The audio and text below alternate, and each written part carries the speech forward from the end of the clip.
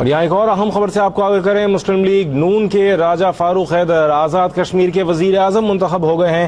راجہ فاروق حیدر کو 38 ووٹ ملے ہیں۔ نون لیگ نے آزاد کشمیر کے قانون ساز اسمبلی کے انتخابات میں بھاری اکثریت حاصل کی تھی اور واضح طور پر اس بات کے امکانات تھے کہ نون لیگ کی جانب سے ہی منتخب کردہ امیدوار ہی آزاد کشمیر کے وزیر اعظم بنیں گے، اور ویسا ہی ہوا۔ پی ٹی آئی اور پیپلز پارٹی کی جانب سے بھی امیدوار کھڑے کیے گئے تھے، البتہ 38 ووٹ لے کر راجہ فاروق حیدر آزاد کشمیر کے وزیر اعظم منتخب ہو گئے ہیں۔ مسلم لیگ نون کے راجہ فاروق حیدر آزاد کشمیر کے وزیر اعظم منتخب ہو گئے ہیں۔ راجہ فاروق حیدر کو 38 ووٹ ملے، ان کے مقابلے میں پیپلز پارٹی کے چودھری یاسین اور پی ٹی آئی کے غلام محی الدین کو کھڑا کیا گیا تھا، البتہ انہیں کامیابی حاصل نہ ہو سکی۔ راجہ فاروق حیدر 38 ووٹ حاصل کر کے آزاد کشمیر کے وزیر اعظم منتخب ہو گئے ہیں۔ خبروں کے سلسلے کو آگے بڑھاتے ہیں۔ سندھ کے نئے شاہ نے بھی شاہانہ پروٹوکول کی روایت کو برقرار رکھا اور 26 گاڑیوں کے قافلے میں لاڑکانہ آئے اور ہیلی کاپٹر میں روانہ ہوئے، لیکن ساتھ ساتھ یہ بھی کہتے رہے پروٹوکول کا شوق نہیں لیکن سیکیورٹی بہت ضروری ہے۔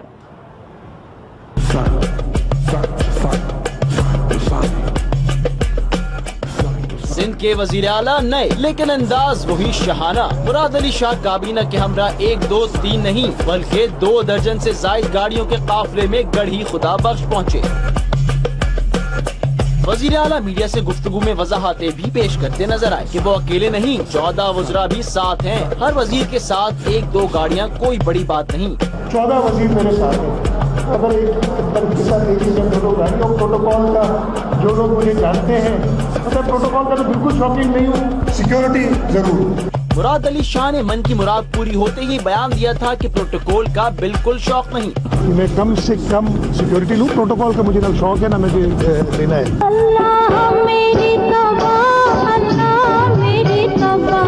نئے سائن کے پروٹوکول نے عوام کو بھی مشکل میں ڈالے رکھا۔ قافلے کے روٹ سے متصل تمام راستے بند کر دیے گئے، جس سے آمد و رفت بند ہو کر رہ گئی۔ نئے شاہ سائن کے پروٹوکول میں صرف گاڑیاں ہی نہیں، ہیلی کاپٹر بھی شامل تھا۔ مراد علی شاہ ہیلی کاپٹر میں سیون روانہ ہوا۔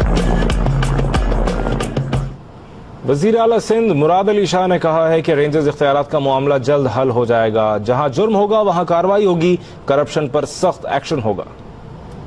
وزیر اعلیٰ سندھ مراد علی شاہ نئی کابینہ کے ہمراہ گڑھی خدا بخش پہنچے۔ اس موقع پر انہوں نے کہا رینجرز اختیارات کا معاملہ جلد حل ہو جائے گا۔ رینجرز کا انشاءاللہ تعالیٰ جلد معاملہ حل ہو جائے گا۔ وہ حل ہوا ہے، چیف منسٹر قائم علی شاہ صاحب نے اس پر کئی کافی پیش رفت کی تھی، لیکن انہوں نے اسی طور پر یہ سمجھا کہ نیا چیف منسٹر آ جائے وہ اس کا فیصلہ کرے۔